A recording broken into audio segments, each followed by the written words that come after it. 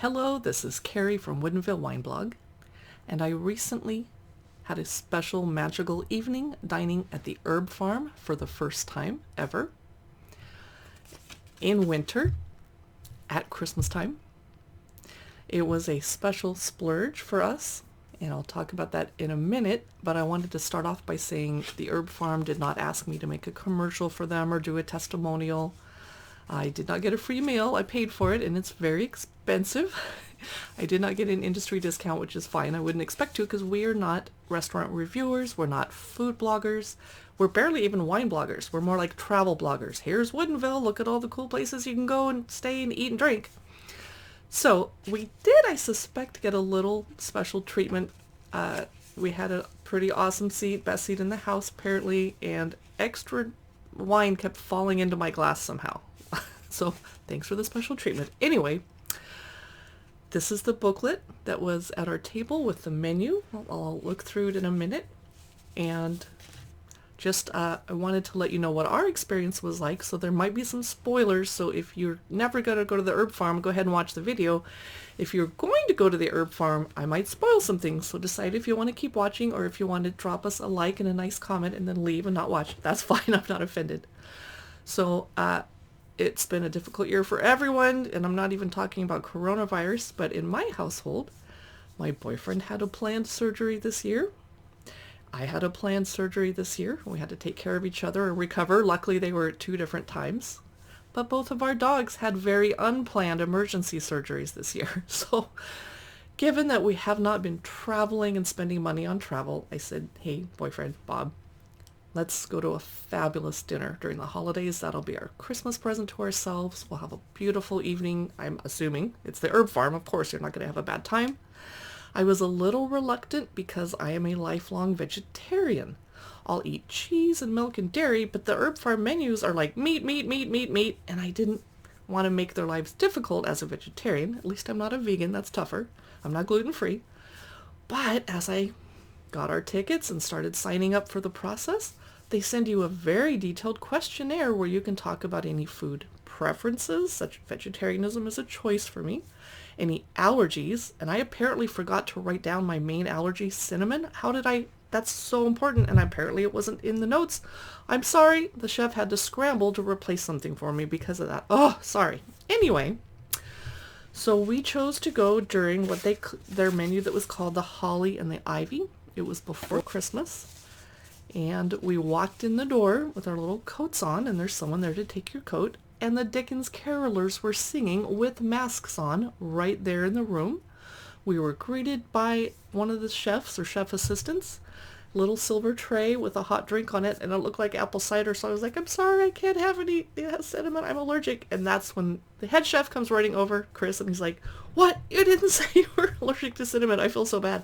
But it turns out the drink didn't have any. So we're sitting by the fire with the other guests far away from us. Everyone has our little masks on. We're kind of sipping. And then we are ushered into the dining room and the magic begins. And I might tear up when I'm talking about this because it was so magical and beautiful. I asked Jen, the Woodinville Wine Blog co-conspirator with me. She's a photographer. I asked her not to film or photograph the dining room so that it's still a surprise when you guys walk in someday, because I wouldn't have wanted to have that spoiled for me. It's so gorgeous. So this was at our table, the menu, and so is this cute little, I might keep this as a keepsake. I'm trying not to be a pack rat. The Herb Farm welcomes Carrie and Robert, the Holly and the Ivy, 9 December 2021. I'm just going to keep this with my Christmas decorations. And the Herb Farm website has beautiful writing. They really sell you on making the meal just a fantastic experience.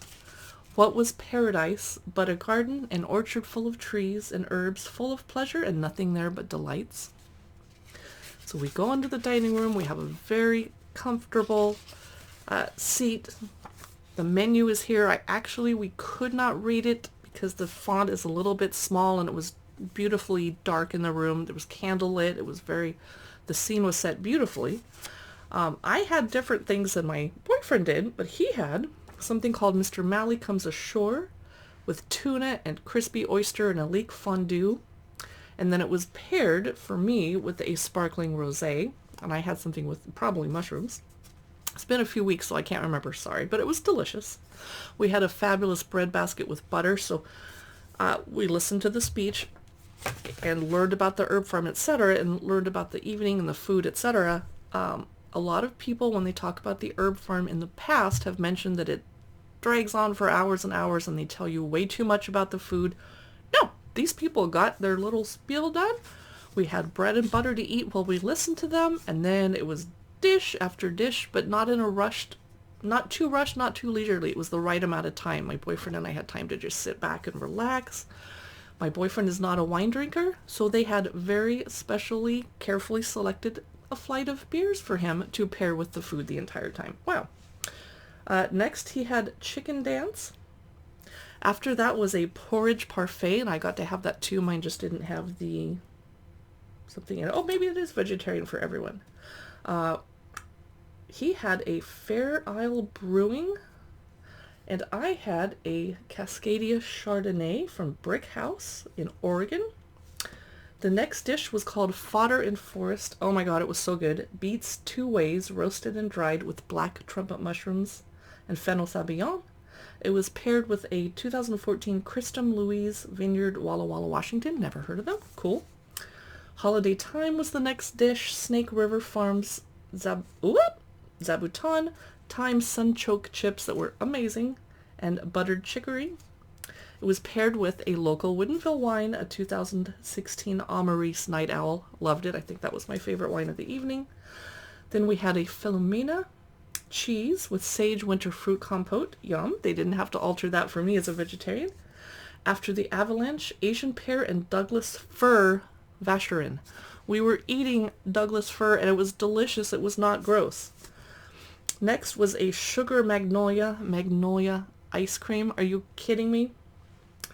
With crispy pumpkin chips and glazed walnuts. Then we were, and it was paired with a J.M. Cellars, another Woodinville, late harvest Semillon from Royal Slope. Then we had coffee and tea, native, herbal infusions. I picked one without cinnamon or my other allergy, ginger. And then a Honeycrisp crisp with Madeira and Honeycrisp apple tart with sweet woodruff.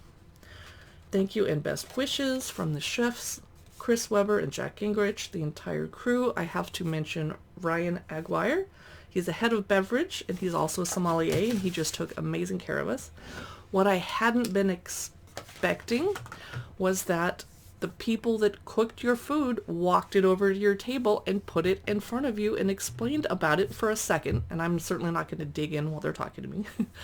It was amazing, and it was a little not intimidating, and I loved everything I ate, but when the person who cooked put it in front of you, I definitely can't be like, what's this? Like, I was like, oh, how delightful. Hope we were on our best manners. I'm a little embarrassed because I apparently did not read the emails that the Herb Farm sent. We emailed back and forth a few times because you do have to send it in advance, your proof of vaccination card, so they can see a copy of it. You know, just an email. That made me feel safe to dine because the Herb Farm staff is completely vaccinated and boosted, and so were we. And then there may have been a few exceptions of the other guests that dined with us. We don't know, but they were able to show proof of a recent negative test for COVID, so we were all sharing the same air in the building. I felt totally safe doing that. Anyway, I wasn't paying attention, and I didn't realize that they don't present you with a bill at the end of the night. They've already charged my card and added the gratuity, etc., so that you're not uncomfortable with. But I didn't know, so we're sitting there waiting, and we don't want to be the last people to leave, but we're getting kind of tired because it's been a delicious meal and lots of wine and beer, and I was okay to drive, by the way. I was the driver. And, apparently I didn't know that, so finally we got up and left. Whew, that was a little embarrassing. Didn't know. So FYI, they'll just charge your card. But you can also add on, if you want to add on a special wine while you're there, they will charge you for that too, but you can request it, and Ryan will bring it over to you. I saw a couple people ordering some extra bubbles. How fun. I mean, it's the Christmas season. Might as well. So that is my long-winded review of the Herb Farm. I definitely recommend it. It is a splurge. It's a special treat. But when you think about it, my boyfriend and I used to go to Anthony's every Friday night-ish. If we didn't go to Chan's Woodinville, we would alternate. So all the money we haven't spent going and dining indoors at Anthony's for months, might as well spend it at the herb farm. I cannot wait to save up and go back, maybe for my birthday in April. Thanks for watching, and you can see more of our videos at woodinvillewineblog.com. We post them on YouTube and Instagram and Facebook, so basically you can find us on your favorite social media platform. Bye.